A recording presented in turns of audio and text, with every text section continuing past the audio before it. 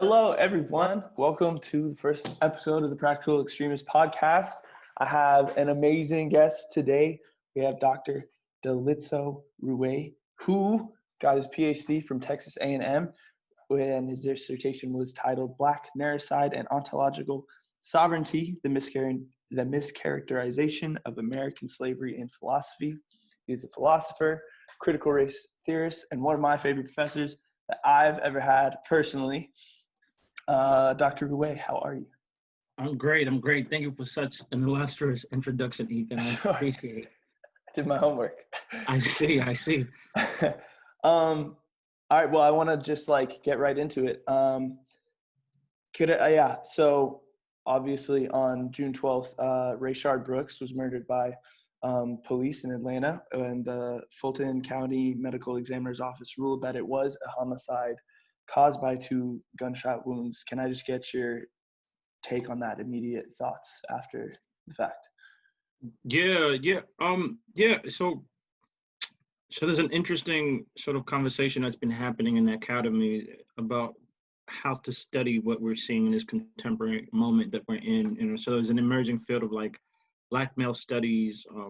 A couple of philosophers there, most notably, just because we're talking about philosophy, Tommy J. Carey has been pushing an argument. He has a really amazing book, The Man Not, which sort of centers the ways in which violence has been omnipresent in the life of America, and particularly targeting Black men. Right. So we see from Reconstruction to a modern contemporary moments, Black men have always been singled as those who are the threat to American civil society, democracy as we understand it to be. And so we see a continuum of violence in different reiterations, right? And I think in the class that you and I were in, we talked about the Black male as the criminal and the prototypical ways in which Black men are then constructed as those in which the police can meet with lethal force, right? So I think we're in a space in which the interesting conversations happening, right? Given this conversation about defunding the police, police immunity maybe being put up to adjudication, and what it means to be reparated, right? Like a lot of what we see today is an outgrowth of Black death. And this real conversation is, how do we as a society galvanize around Black people living, right? Like we can't always just mobilize movements at the behest of the death of a Black person, right? So we're in this moment in which I think as a nation, obviously with the pandemic happening and Black death, even in this pandemic, we saw that COVID-19 exacerbated infrastructures in Black communities, Latinos, right? Like we've seen a really point way in which the systems in America actually target and create conditions for Black death. So not just police violence, but the very infrastructures of work and society, education themselves are engendering Black death. Mm-hmm. Yeah, 100%. And sort of going off of that, sort of historically, well, we had talked about Derek Bell in our class, and in his book, Faces at the Bottom of the Well, he argues that racism has been permanently built into the system. When we look at sort of the concessions that have been made to protesters in response to Black death, how are we supposed to think about those concessions when at the same time, Rayshard Brooks is still being killed in the midst of all of this? How are we supposed to, is progress by nature fleeting in the American system, do you think? Yeah, I mean, Derek Bell would agree, right? I mean, that's the point, right? So even now, this conversation about police reform and legality, right? We're talking about, so Derek Bell would argue that, there's this tendency in America to think laws are what creates egalitarian systems, when that's never been the case, right? So in slavery, the 13 colonies, for example, each had a different way of understanding what it meant to enslave people. But also the nation itself, like Jared Holm would make a case for, came together to fight the British about enslaving Black people, right? So not only do you have federal mandates, but even the way states themselves understand what it means to be able to have slaves was something that was important in creating a nation of state, the laws that were passed. And so when we think about what it means to ask for reform or what we're seeing, the hard part to understand is that Black death is actually germane to what we call democracy, right? So you actually do need, and I mean, I hate to say it that way, right? But democracy functions at the behest of Black death. It's a necessity within the very confines of America. And so Derek Bell, for example, tries to trace this back to the Constitution, like so many other Black thinkers have shown, right? Like he has one of the skits in there. He has his imaginary figure. Geneva goes into the convention in which everybody's debating the Constitution. And, you know, one of the things that she's arguing with the founding fathers is exactly his premise, is that if you continue on this trajectory, you will engender Black death as a nomenclature or normacy within the very constitution of this country. So for people like Derek Bell, myself, and others who are critical race theorists, like we take that seriously. At the heart of what it means to be in this country is that Black death is at the epicenter of what are the debates about democracy, gradualism, and who is included in this national body politic. Mm-hmm. So then do you think that reform is possible? No, I think, so again, right, I mean, so reform works so that's, the very system of reform is reforming new ways to engender Black death, right? So for example, think about this conversation about defunding the police, right? A lot of the discourse seemingly is great, but when you look at the underlying mechanisms, they're arguing for social workers, health mentalists to be in these communities, right? And so when you think about the very construction of even like the discourse of mental disease, that was a discourse that started off in Reconstruction and thinking of Black people as mentally ill and criminals, right? So eugenics arguments. So you saw the rise of sterilizations, right? The very first people sterilized in this country, vasectomies were performed on Black men, lynchings, right? So you still see this idea of criminality still functioning, even in reform. It's that there are other institutions that could do best with Black people in terms of ontological elements or pathologies, but it still stands that the state dictates what should be done to Black people, irrespective of whether it's the police or whether it's mental health institutions, right? So we still see that, again, what is reform is still a conversation about which institutions deal best with Black people. And that, again, is done under this guise of reforming them, means that mental health people can subscribe you as somebody who's mentally deranged, right? And that's one step from you being incarcerated, and then the state does with you, because at that moment, you don't have reason to function as a citizen in what we think is a reasonable manner. So again, the discourse in America is still contingent on Black death and what is to be done with Black people, right? So these conversations have morphed in different ways. In the age of slavery was, you know, do we gradually free Black people? Do we send them back to Africa? Right, and that discourse is continuously at the epicenter of American institutions. Yeah, absolutely. And I think a lot of the conversation around, there's been a lot of conversation around the rhetoric of defund the police, right, versus abolish the police.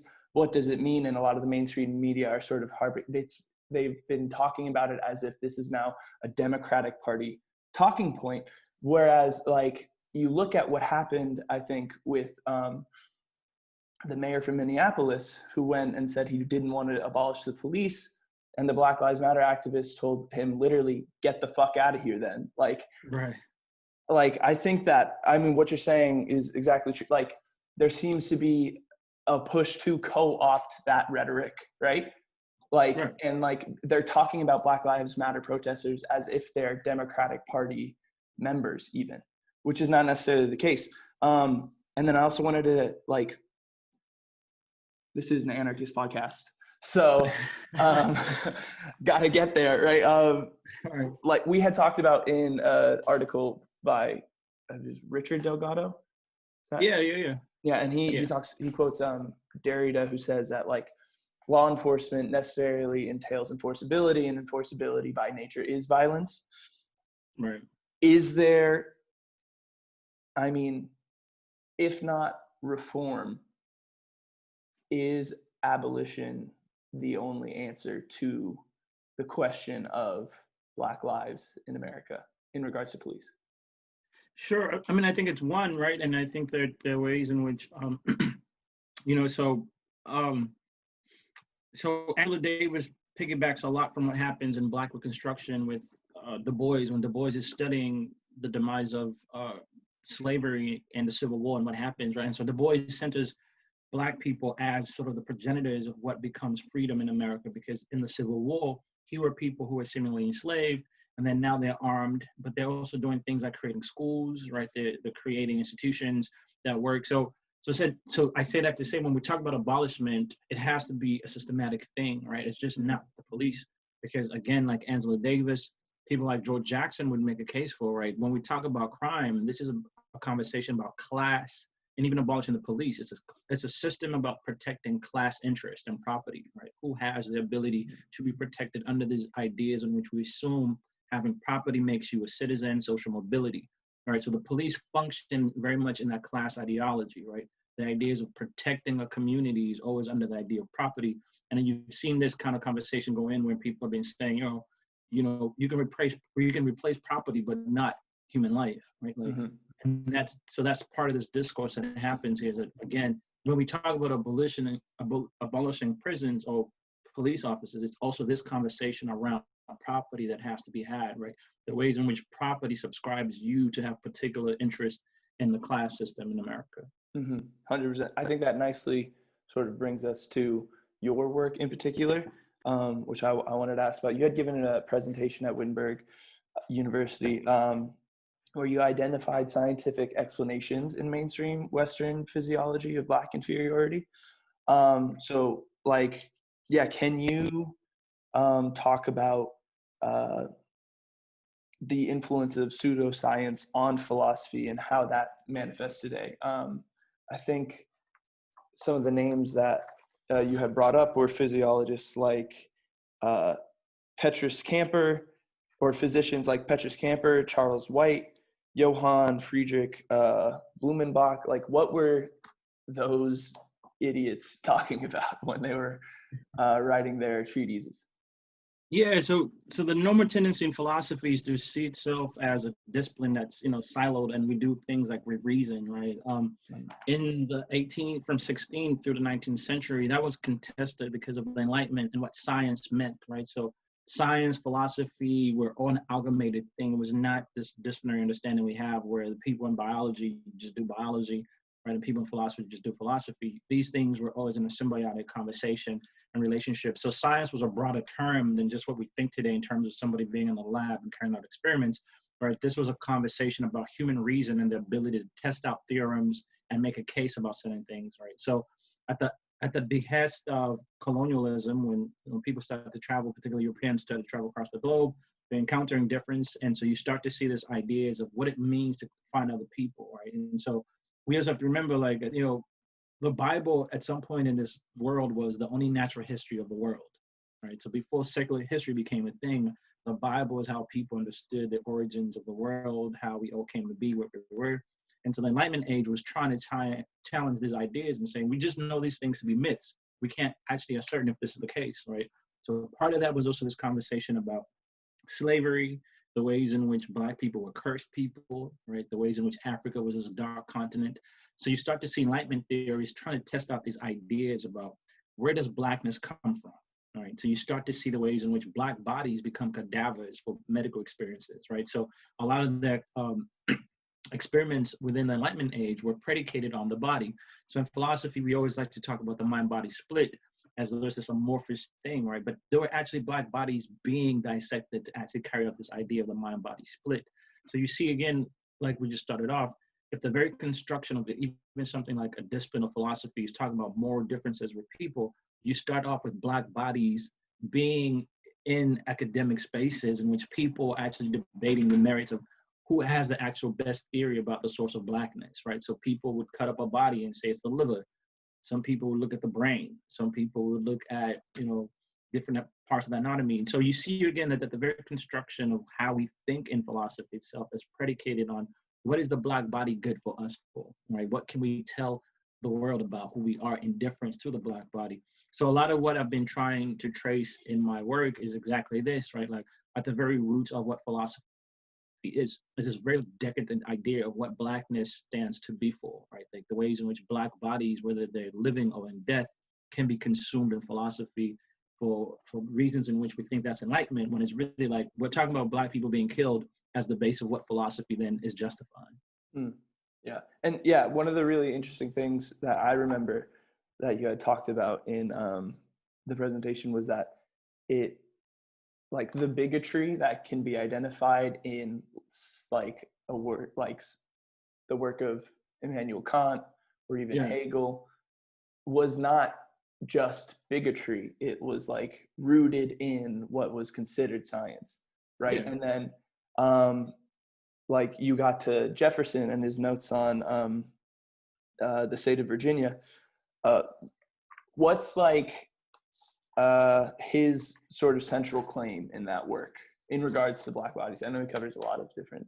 Yeah, well, and I was just thinking about so in philosophy, we tend to think of Hegel as like the par excellent racist in the 18th century. But when you actually think about Jefferson, right, he was the president of this country. He established University of Virginia.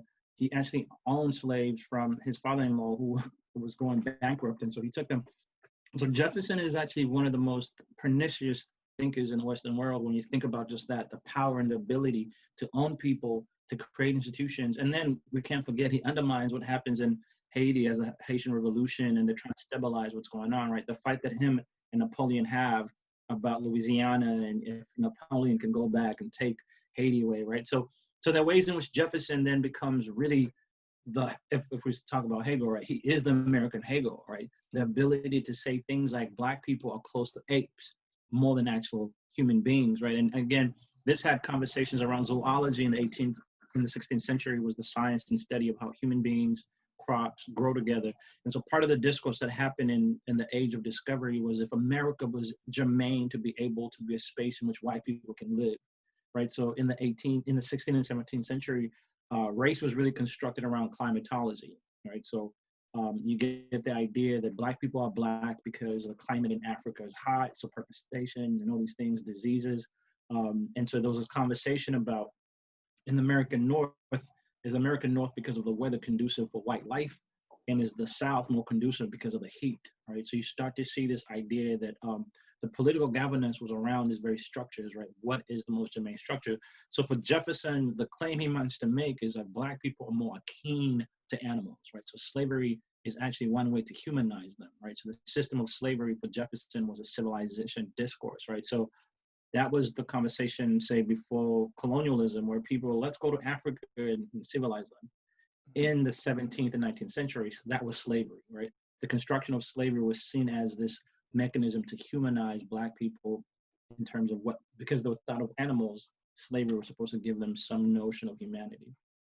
Right, yeah, and that's right, huge, because, but before I get there, I remember in elementary school learning that Jefferson really didn't like slavery and that he wanted to, and I had like grown out of that like by high school probably, but it wasn't until you had me read like notes on the state of Virginia where I find like he actually proposed that the punishment for laws broken by Black people, whereas for white people it would be hard labor, Black people, their punishment should be to be sent back to Africa.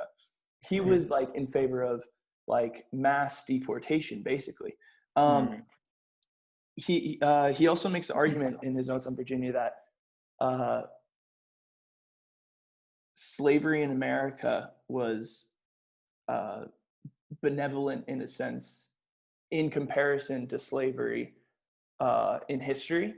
And David Walker sort of counters that by like developing, I think, the idea of an epistemology of ignorance sort of like 200 years before Charles Mills writes, where he says that in no other society in history are the enslaved people considered less than human.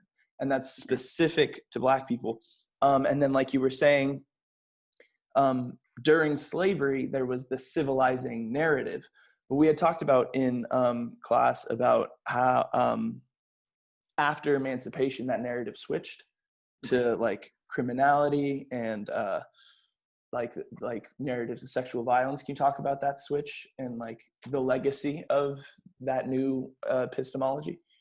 Yeah. So like you alluded to, I mean, Jefferson was really the catalyst for a lot of this discourse, right?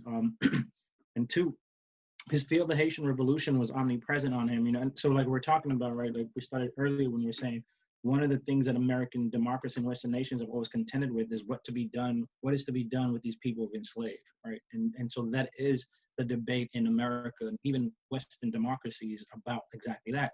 These people now we've captured, we've created genocide institutions, what should we do with them? Do we free them? Do we just keep exploiting them?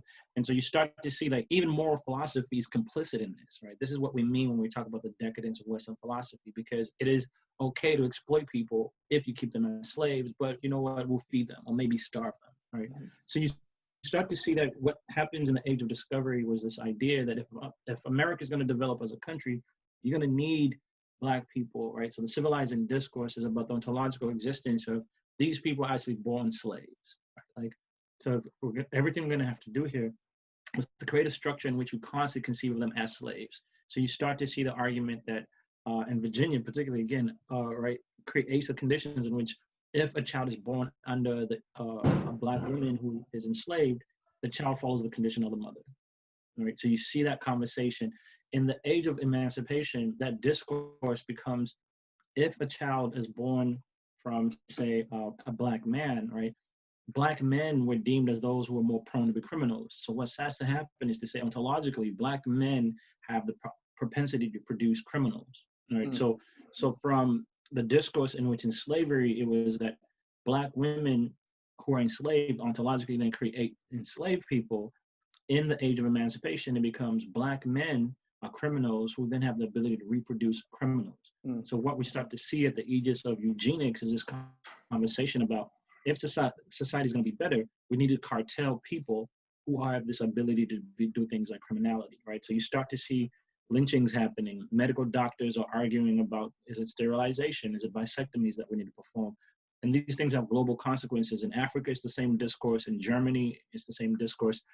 Even today, right, when we think about mass incarceration, we see that the most incarcerated group tends to be Black men, right? So we've seen this discourse in different ways in which after emancipation, it's this idea, again, ontologically, there's something wrong with Black men that leads them to be criminals. So even in these shootings, we see this consistent narrative in which the criminal justice system is always having to signal and prime people to say, the reason we killed this person is because they did something criminal. And for American society, you accept that because from Reconstruction through our time, we've seen and conceived of Black men as ontologically, these are naturally born criminals.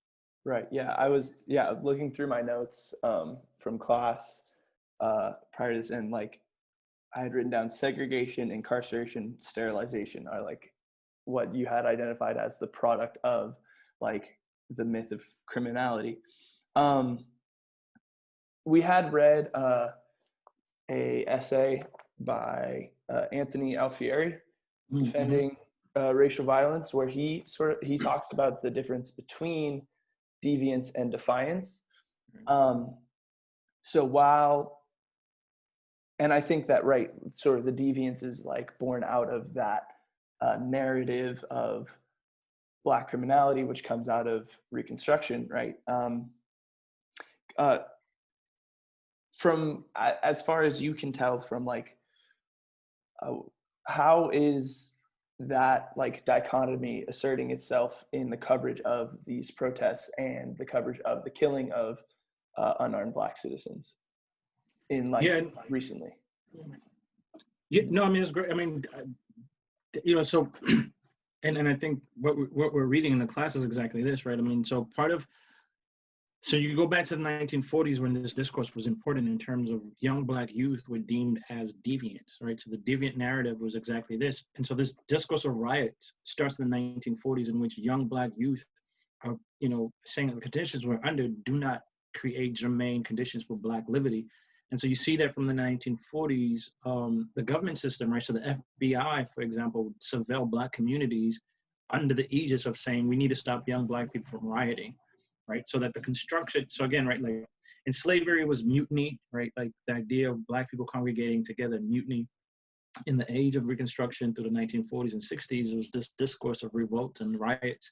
You know, young Black youth were signaled as those people who have to quarantine. And so you see how that discourse, again, right, so the establishment of the FBI programs, things like COINTELPRO, right, the ways in which social scientists, even the way institutions like the mayor's office, right, the way they look at what's happening. And so you see this a lot in terms of even now when we're talking about cities using the military, right? Like that discourse started in the 1940s in the Cold War, in which institutions were asking the government to help them better abate racial violence or riots happening, right? So in a contemporary moment, we see the same conversation happening in terms of what is the actual aegis and impetus of what's going on here, right? We think that these looters are just being deviant. They just want to break American property. Right? These deviants operating, or even the reason in which some people say, well, you know, if you didn't do anything criminal or deviant, there's no reason for police to operate in terms of how to operate with you.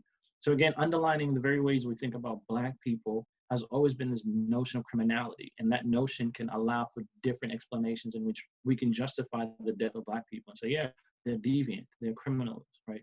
And you've seen this even with Corona. I mean, I think you saw the Black, I think, Surgeon General came out and said, you know, Black people just need to stop eating, you know, foods that make them obese and all these things, right? Like, so the discourse is just not prevalent to police officers, but we think like the reason why Black people are the way they are, they don't listen, they do things like, you know, their food, their health, is the education. So it's a constructed narrative in which that's how we operate, right? Like, and you even see this in basketball, for example, right? Like the whole thing that happened with LeBron, shut up and dribble, right? Like you're getting out of your lane. So at all moments, right, what underlines racial discourse in this country is about how to cartel Black deviants. Mm-hmm.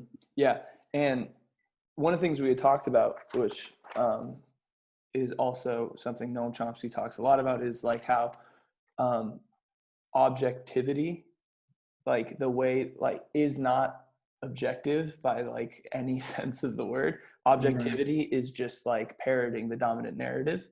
And so like Chomsky has a great essay called Objectivity and Liberal Scholarship, which came out in his book American Power and the New Mandarins, where he talks about like the award-winning history of the Spanish Civil War entirely ignores like the anarchist revolution because the dominant narrative is that nothing really happened there. And so we see the exact same thing. Like, well, for example, the WDRB, which is a Louisville news outlet, 2 weeks after the death of Breonna Taylor, had published an article that labels her as a suspect, right? And it's because the dominant narrative comes from the police. The police were calling her a suspect, therefore she is a suspect. That fucking article is still on their website. So, right, so I wanted to get to, right, because your work obviously is not just about the legacy of white supremacy, but also the response to it. You noted in your presentation that the legacy of David Walker, Frederick Douglass, W.B. Du Bois should be seen outside of the framework of like traditional Western philosophy and distinct and original. I think you argued that Du Bois never actually drew from the Hegelian master-slave dialectic. Right. So, right, in what ways has that sort of distinct field of academia challenged dominant narratives, and like how effective do you think that's been? And where is that tradition today? Where can people find it, you know? Yeah.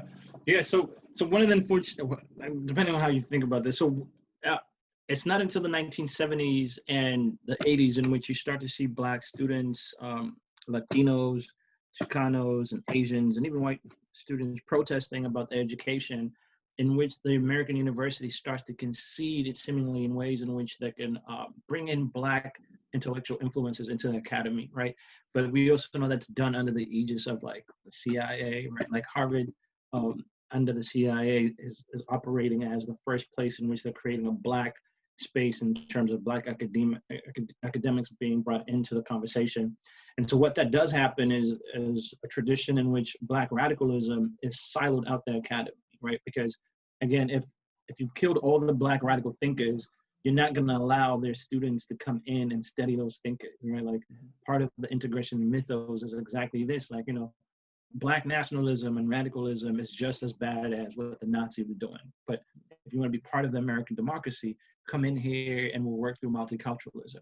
So what you see happening in American Academy is that when Black people are included, they're included in ways in which they're de-radicalized from their traditions, right? So this is where people make this affinity of like, Du Bois was reading Marx, because it's much better for the American Academy to think of white people always as being the paternal ways in which Black people can be educated, right? So the history in which Black people created institutions for their own ability to do this, right? So like David Walker was part of American institutions, Black American institutions, in which they'll learn together, they'll teach.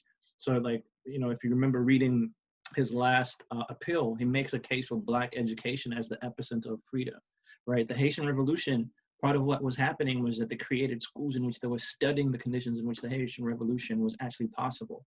Those stories and narratives of how they did it were part of what was happening in the American South and North, right? So there's this way in which part of what we see in the American education system since 1970 is similarly this idea we're conceding that Black people belong in the academy, but they're brought under the aegis in which they're policed, right? So the way in which Black intellectuals can even challenge dominant narratives is under a particular aegis, right? You cannot step outside of the system, because if you do that, right, you're bringing in a legacy in which people like Du Bois was kicked out the academy because he created a 100-year plan. He wanted to study Black life, right? He had a tumultuous existence in the American academy. So when people today valorize Du Bois, we tend to forget that the US government kicked him out of the American democracy and nation of state, and even the ways as an academic, he was not revered as somebody that we do revere today. So again, for Black intellectuals, right, intellectual life has always existed outside the academy.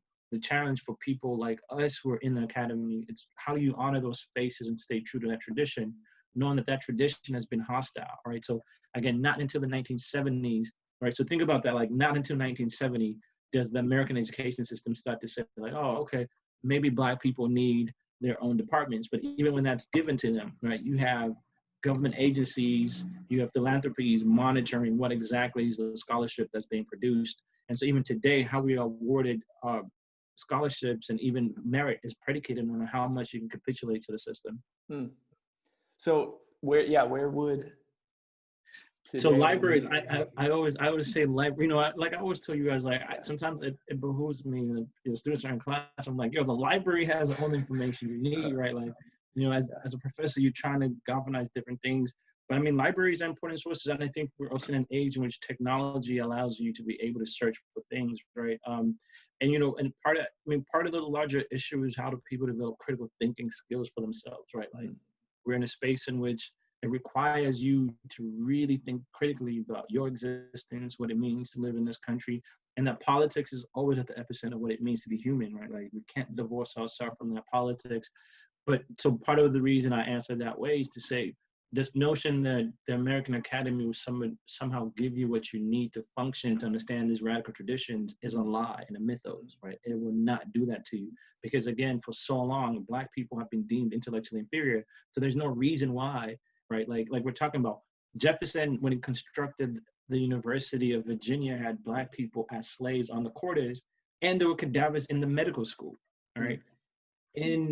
In places like Harvard, right, it was okay to debate the merits of slavery for you to be a lawyer, all right? So institutions of higher education in America were actually educating people in learning how to be better slave masters and mistresses, right? So that's the fight that we don't always talk about, because we see the 1970s as this pivotal moment in which 1980s is the rise of Black studies, but it's this real historical continuum in which for so long, the American Academy has been educating white people to understand that they're superior, they can own other people, and this is their world to conquer. Would there be like a contemporary name or two that you want to shout out before I get to the question that you don't want me to ask? No, everybody. I mean, so yeah, man. I mean, you know, biasly, all my friends, you know, I feel like I feel like, you know, Andrew Soto. I mean, Tommy Carey right now, I think is one of the most important things, is just biasly, given that he was my former advisor. Kiat, Burt, you know, I think there is a crop of young intellectuals emerging that does amazing work. And you know me, I'm biased again. I don't tend to read a lot of contemporary thinking, so I'm really bad in that respect. I'd say everybody should read about early Black thinkers and find somebody you can hold on to. Yeah, sure. Yeah, I mean, David Walker, for me, like, ruined a lot of like contemporary stuff because he says it so clearly and so like directly. All right, well then I have to ask though, how should we be thinking about contemporary Black thinkers who do draw from the dominant white Western field of philosophy, like Cornel West or even Black Marxism?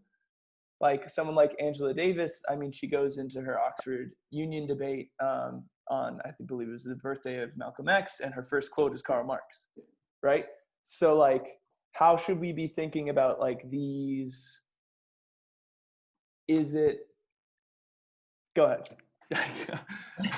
So let me say that. So, you know, I feel like it's, you know, every generation of young intellectuals, artists will always look at their predecessors and you revere them, and then you also be critical of them, right? And so I think naturally the discipline of philosophy allows us to be able to say, you know, our predecessors were really great thinkers, and here are some shortcomings, right? So again, if we understand the condition in which Black studies and Black intellectuals have to come into the academy in the 1960s, 70s, and 80s under these, you know, revolutionary moments, we start to see the ways in which they're informed by different theoretical axioms, because again, we haven't had a chance to develop our own traditions, right? So part of the distinction that I think a younger generation like me and Andrew and Bio, and just in terms of philosophy, as I'm thinking right now, is that we're trying to figure out what it means for us to study the ways in which Black thinkers created traditions in which we can draw from, right? So again, because Angela Davis is educated at Brandeis, right? She goes to Germany, but she also grew up in the American South. She knew the young girls who had that bombing in Birmingham. She is from Birmingham, right? So our experiences, we're trying to understand what it meant to be a Black woman in the American South, to be in the North in Germany, and trying to understand how different traditions can inform resistance. So the first great lecture she gives is, you know, she's a student, she's a professor. She's 26 or 27 at UCLA, I think 1967, if I'm right or wrong, could be wrong in terms of the date and the time period. But the lecture is titled Black Liberation or Unfinished Marxism Liberation. And she's trying to make a case for Black thinkers as giving us the best theories of freedom outside of the Western philosophical tradition, right? But in order to counter that, she has to go through the German tradition. So she's reading Hegel through Douglas, right? So she kind of sets this tone in philosophy in which there's this amalgamation of using Western theorists to kind of, you know, be at the focal point. And so there's that debate that happens, right? The Panthers themselves were great at reading different theorists, and they're trying to understand which theories work. You know, it's people like Malcolm X who are really about like, you know, we're just doing this Black resistance thing, all right? But so you can see that the ways in which, again, right, even in the 80s, because of what's happening in terms of Black radical thinkers are being killed across the nation and even the globe, the ways in which Black people have to articulate their existence is using these Western theoretical theorems. And instead of challenging that now, right, we've become so complicit and used to doing that and thinking that's the only way any type of tradition can happen. And when you think about it, right, like slavery ends in the Western world because Black people organize, right? Like for so much of the Western world, slavery is indeterminate. It is okay, it's justified. It was in a system in which it was justified. It is only within the confines in which Black people in the Western Hemisphere organize, create revolts, right? There's mutinies, that ends. So one should ask themselves, if these very people were enslaved in slavery, why don't we think of them as actual theoreticians of freedom, right? Like how is it that we think people who sat on chairs and were thinking about the world become the actual progenitors of theories of freedom, when it's actually people who are having to deal with real conditions, right? They're reflecting because their life matter in those ways in which reflecting requires you to actually garner freedom in a material condition. So that's where I think most of my work and fellow scholars is driven by, right? We're interested in ways in which, how do we understand that philosophical reflection is also about the material change that has to happen in the world, because your body is in the world beyond just the nomenclature of the Cartesian, I think therefore I am. It's like you actually exist in this world and you must philosophize in ways in which you create change. 100. Real quick, if we could bring it back to what's going on today and the conversation around a lot of people, right? I'd say mostly white people are afraid of abolishing the police, right? And then I think that sort of the way that, right, defund the police has been co-opted to like say, oh, we'll still have police for some things, and then we'll have, like you were saying, mental health experts or other experts for other things. And you were saying this is still like within the framework of like American history and American oppression. People want a place to call for their problems, right? So how like looking forward would we break out of that framework? within like defunding the police or abolishing the police. Yeah, and I think so. Some of this stuff, I was laughing because this is what the Panthers were doing when they're arguing for police control or community control, right? I mean, the Panthers were actually exercising community health centers, right? Like they had free testing centers. So the fight that you see now with how we have like Planned Parenthood and urban communities, even this conversation about mental health. Black Panthers were actually doing this. They created institutions in which they took control of their community, right? It was the ways in which they're assessing what is it as a community that we need, and how do we ensure that people who do not belong to this community become part of this community. What has happened with the aegis of philanthropy and American nonprofits is that nonprofits have taken over the ability of people in those communities to actually do that work, right? So now we're no longer people who are thinking in terms of asset-based ways in which your neighbor and people in that neighborhood themselves can come up with solutions in those communities. It is always driven by the aegis of philanthropists, right? They want to come in there and nonprofits. And so what you start to see again is that even with nonprofits, right, a lot of how nonprofits ended up into these urban spaces was under the aegis and the guide in which police officers and the government could actually curate data based on who was coming in and out, right? So you see that the way surveillance has been the omnipresent thing for Black folks since the 1940s has worked even in institutions like nonprofits, right? So that's why this discourse of community reform in which we have social workers, it's still damning because you have to report as a social worker. There are things that you cannot not report, right? Like these things have to be passed on to people like the police and the state that has to then deal with these issues. So part of this conversation is exactly that, right? Like, what does it look like, again, to talk about community organizing in which communities are actually counteracting things like surveillance from even nonprofits. I'm not saying we should have a distrust of social workers and people who do mental health issues, but we have to be able to understand that those programs work in complicitness of surveillance of communities, right? So it's an always omnipresent struggle for people of color in these communities to understand that you're constantly being surveilled, right? Beyond just the police, you have nonprofits, educators who are trained in ways in which they're surveilling you and have to report that back to the appropriate right. places. And yeah, like I think so much of this, like we've talked a lot about in our personal discussions about sort of like the pacifying effect of co-opting resistance, right? And so like it's like it is things like Martin Luther King being, calling for tolerance, right? And not radical reform like he was, right? And how there's like sort of the push and pull with that, or how like the Democratic Party is sort of like decided what defund the police means in the news media. Right. Or like even we're seeing lots of like initiatives for diversity in companies, but no actual delegation of capital. Right. As far as like you can, like this moment for me feels different, right? I mean, being on the ground, like seeing like, I mean, just on, I think Sunday, I was in West Hollywood and there was 20,000 people still, like it doesn't feel like the movement's like dying down.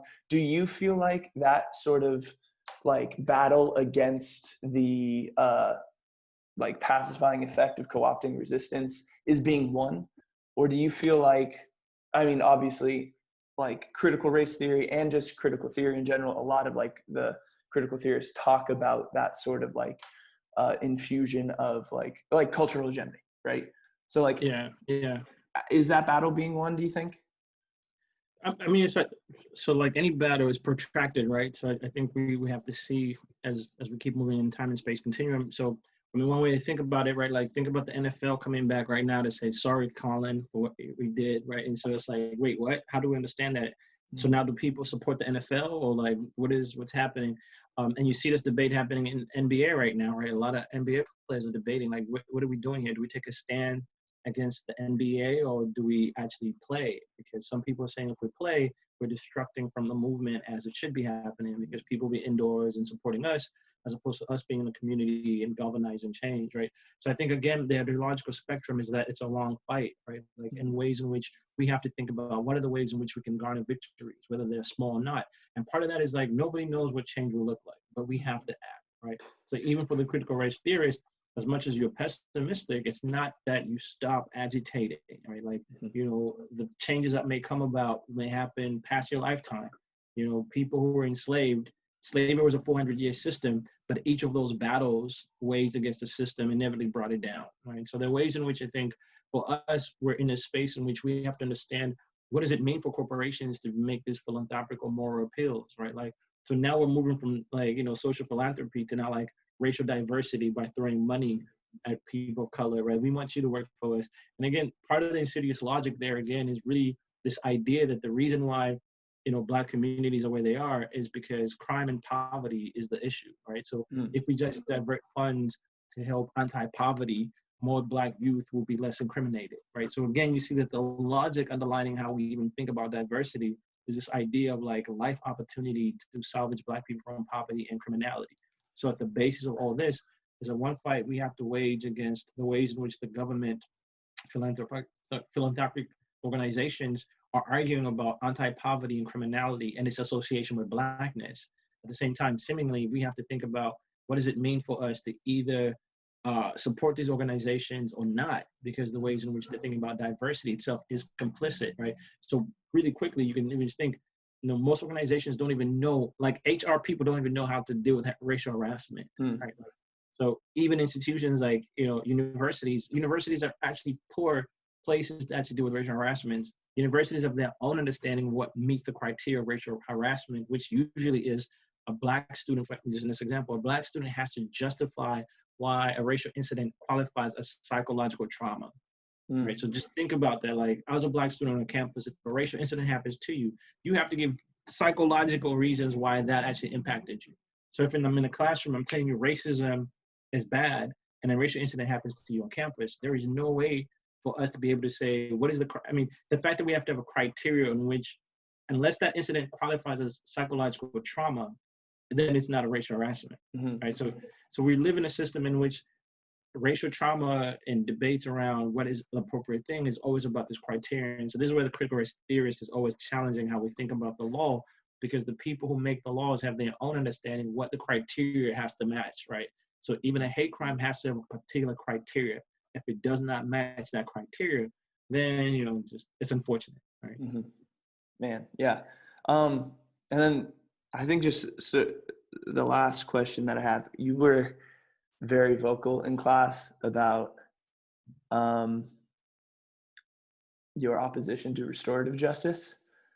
And so like we have a situation right now, right, where 4 police officers have been charged, right? Which is like relatively unique in American history.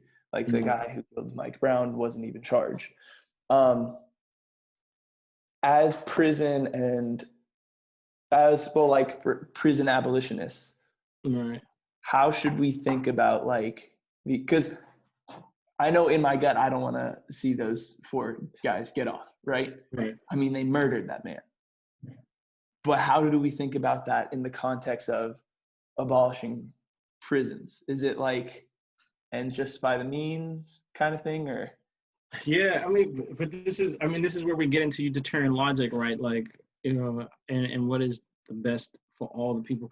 And I think that the challenging part here is, so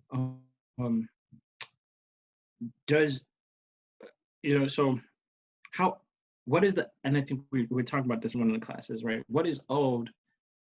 The question really is what is owed to Black people in these moments in which Black death happens, right? Like, what is the adequate response to that? And because so much of what Black death has meant to the society, right, we're willing to concede piecemeal things like a victory in which we see somebody get charged. But again, the legal system in America, so part of, I think the Supreme Court just threw out the idea of challenging police immunity, right? Like, so how do we understand that even at the very base of what the American legal system is, there are laws like Graham versus Corner and Tennessee versus Graham that are predicated on Black men who were stopped and accosted by the police, in which that gave credence to the use of lethal violence, the ways in which police officers can say they feared for their life. So within the American legal system, we already have statutes in which you can appeal as a police officer to say, I killed a Black person because I feared for my life and the community. Oh, the use of lethal violence actually meets this criterion like we're talking about. we already have a problem, right? So not only just the legal system, but the very ways in which, as a community, we accept what happens as just, because once it's adjudicated by the court system, that is the highest place in this country in which adjudication happens, right? So there are ways, again, like, it's a systematic overhaul about what we think about Black Death. And even in these moments in which we're aggrieved, right? Like, why is Black Death used as the pivotal moment? So let me say this differently. COVID-19 showed us Black people were dying in droves. There were no protests for that, right? So you have to ask yourself, why were we so why was there comfort around Black Death being reported and not being saying like, yo, this is something we have to take seriously, right? So the ways in which we see Black Death happening as a galvanizing moment around the police has to be a bigger conversation about the very systems within America engender Black Death, right? So one example, for example, is that, health practitioners are seeing that between the age of, I want to say 12 and 16, Black youth are committing suicide, right? So suicide is not reported in terms of like, people may not put it on camera and those things, but what does that mean to live in a society in which between 12 and say 16, Black youth are already dying, right? Like they don't even see their life exceeding so far between 12 and 16 that they have to kill themselves. And oh, by the way, when they're 16, they get into the workforce higher than any other group in this country. And or even if their parents have PhDs or money, they don't have the ability to create generational wealth, right? Because life expectancy is always harder for them. So there are real conversations about race and Black death in this country that are beyond just, the political moves we need to make. There are real ways we have to understand Black death is actually at the epicenter of what these American institutions are all about, right? So abolishment has to be a bigger conversation than just saying the police, because we see this in droves in the reports, because there are other ways in which that actually covers up the way the American workforce, the American education system, social conditions do not make Black liberty a possibility in this country. Man, do you feel like, I don't even know, it seems like working within the system, right, obviously produces things like mental health instead of police, as opposed to an actual overhaul of the system. Whereas like working outside of the system, I mean, even I was on 3rd and Fairfax in Los Angeles on May 30th when they started shooting rubber bullets and hitting people with batons. Where is, like, we sort of like anarchist doctrine tells us that like direct action is the way to do it. And we saw Black Lives Matter, though, like Black Lives Matter going to City Hall in Los Angeles. That's not like traditionally direct action, right? That's sort of appealing to the powers that be. How can we like implement in this system that we have right now direct action, like outside of appealing to the powerful? Yeah, and I mean, so as you know, as an organizer, I mean, one of the crazy things about organizing and protesting is like you generally have to give the police a call ahead before you go out there, right? Like, so already, again, like we're talking about surveillance, right? Like there are ways in which we have to conceive and understand, like you're always being surveilled as an activist, somebody who wants to create change, right? Like, and so there are ways in which we have to ask ourselves, what are you willing to risk, right? Like, what are the things? So direct action requires that, right? So let's take somebody like King, for example. He had to be prepared for death, right? Like, the last sermon he gives, he actually says, I may not make it there with you, right? Like, so there are ways in which I think when we talk about being activists, there are ways in which cognitively you have to be prepared for a lot of things in the world. You may not have wealth, fame, you may not see tomorrow, right? Like, what are you willing to give up? Or is it just a photo op moment for you to tell your kids, like, I was down there, right? So direct action requires a different formulation of how you understand the world. And I think one of the best books that I read about this was Huey P. Newton's Revolution is Suicide, right? He makes a case in which the revolutionary has to understand, and not suicide for pernicious reasons in which you're just willing to die, but the ways in which death itself engenders a particular way of being in the world because you're trying to create change, right? So these are hard questions, right? Like questions in terms of like, one has to be prepared for anything to happen. You could be kicked out of the country, you could be jailed, right? You could go missing. So direct action requires a really reformulation of what we think is change. What world are we trying to conceive and build into this country? And that's the whole birthing of a new nation, if that's a appropriate way to put it. Right, like, right, like, Dr. Ruwe so just got canceled. I just totally did. But that's what it requires, right? Like, I mean, I think, most revolutionary figures and activists understand that it's a protracted thing, right? And if one goes into the conversations of direct action, right? Like, there are ways in which you have to gear for backlash from the system, from, institutions themselves. And I think, and what we're pointing out here, again, is to say exactly this, right? Since the 1980s, the very ways in which Black people's anger has been deemed legitimate is through discourse, right? So we think that if, I can speak in a manner in which I can make white people cry and tell them they got privilege, like they'll be able to do something, right? Like morality is the undergirding force of what we think is direct action, right? So I can yell at you as a white person, you got privilege, and I've done my part, right? Like, and that does nothing because, like, I just saw a post that the mayor of Portland, for example, just gave the whole city employees 40 hours paid leave to go mourn over 400 years of Black oppression in this country, right? Like, that's the height of what direct action does when you talk about moral appeals, right? So that's the aegis we're under. And this goes back to the conversation you're asking about, like, I think so much of the Black Panthers modeled themselves, for example, under slave insurrectionists, right? They saw themselves as carrying on a tradition in which it was not just about discourse.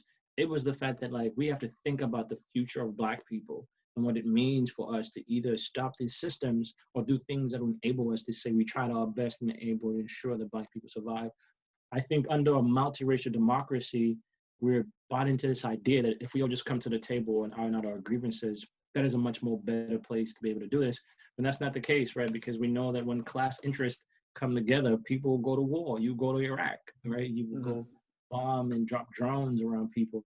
So again, right, like, in philosophical terms, this is a conversation about who has the legitimacy to use violence, right? And another question there is, who holds the state accountable for the violence it does on its citizens, right? So you see that those are questions that not just philosophical, but as we live through in this world, these are conversations. Who has the ability to use violence against other people, the state, and even the state? Does it have the ability to use violence against the other states, people, right? Like, so the construction of how violence works is a constant negotiation between, do citizens have the right to use violence, or does the state have the ultimate say in how violence is used? And then just, I guess, last question. Not hopeful, excited are you in this moment about change? Are you optimistic?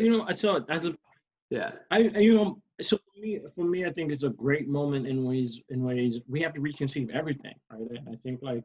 I think as people in the world, all of us really have an obligation to rethink everything from health, finances, what it means to be a family member, and I mean that not in like, don't be a family member or any of that, but like, we're in a space in which all these things have to be rethought. And I think for me, I'm excited because it requires a radical new system to actually survive, right? Because clearly we're seeing this is not working. So we each have to put our intellectual and mental and physical labor to create a new world.